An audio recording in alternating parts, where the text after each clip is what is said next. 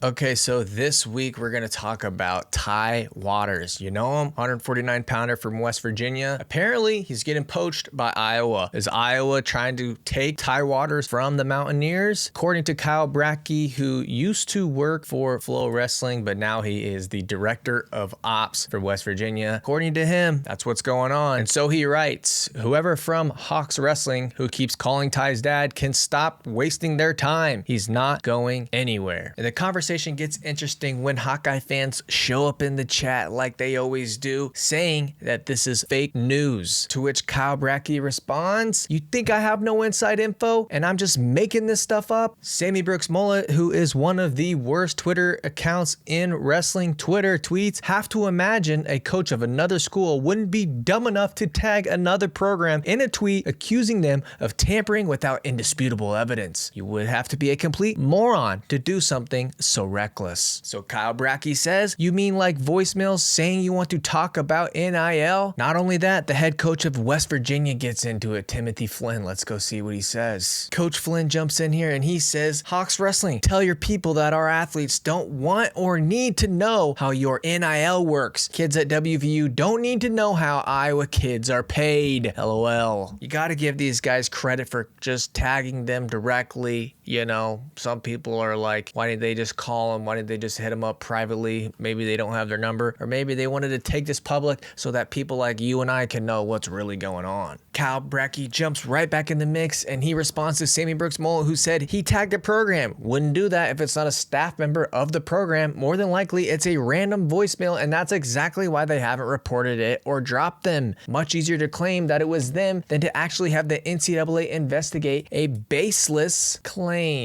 To which Brackey responds, you think one of the biggest donors to your program just happened to reach out to Ty's dad and wanted to talk to him about how NIL works at Iowa without anyone on staff knowing about it? Somebody then goes on and tells him that he needs to report this to the NCAA, which he would later on go on to say that they did. So Iowa has officially been reported to the NCAA for tampering, but is anything going to come of it? Kyle Brackey says he doubts it. I also doubt it.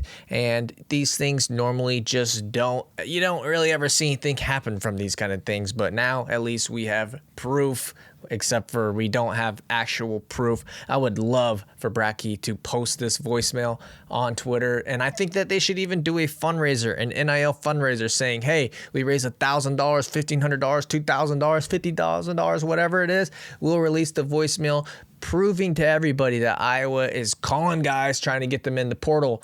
Now, you could make an argument and say it's just some random person doing this and it has somebody, and it's not anybody that has to do with the University of Iowa. But going back to this Ty Waters situation, it's been rumored for a little bit now that he is going to go into the portal. We haven't seen it yet, and according to Brackey, we won't see it. But last year, apparently, there were some schools, athletes from other schools, reaching out to Ty Waters, telling him, hey man, you should jump in the portal. You're a pretty good 149 pounder. You should come here and be a good 149 pounder. And if you look at Iowa, they needed a 149 pounder up until a couple days ago when they got Jordan Williams and Nasir Bailey. But Jordan Williams looks to be the guy for them to 149.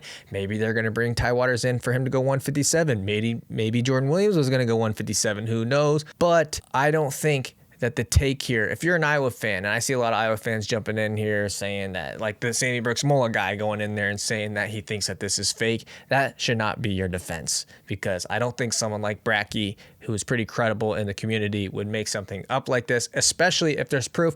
And I saw that the Sammy Brooks Mullet guy was saying, post it, you pussy. He called him that. You don't want that, dude. You don't want that. Not that I think it would really matter, but at least we would have actual physical, tangible evidence and not just someone saying it. Although, again, I do believe you, Brackey. But let me say this to the people saying that this could be fake or whatever. That should not be your defense, right? If it was my favorite program that was in the mix like this, I wouldn't come out and be like, post it, post the evidence. I would probably be doing the opposite. I would probably be saying, let's not post the evidence. Let's not try to tempt anybody into posting any evidence of anything that's going on.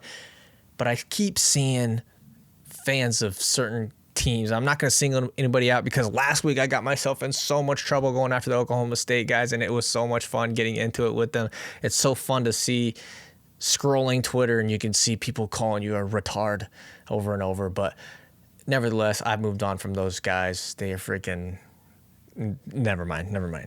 But the defense here shouldn't be to call it fake news or just say it's not happening, because chances are, if you have a favorite college wrestling team and they're like, let's say in like the top 10, your school has probably poached somebody to get them in the portal. It's just the fact. The real defense should be, don't hate the player, hate the game. Now, what I mean by that is exactly what it sounds like, but if you look at it from both perspectives, right? You look at it from the athlete perspective, you look at it from, let's say, the coaching staff's perspective.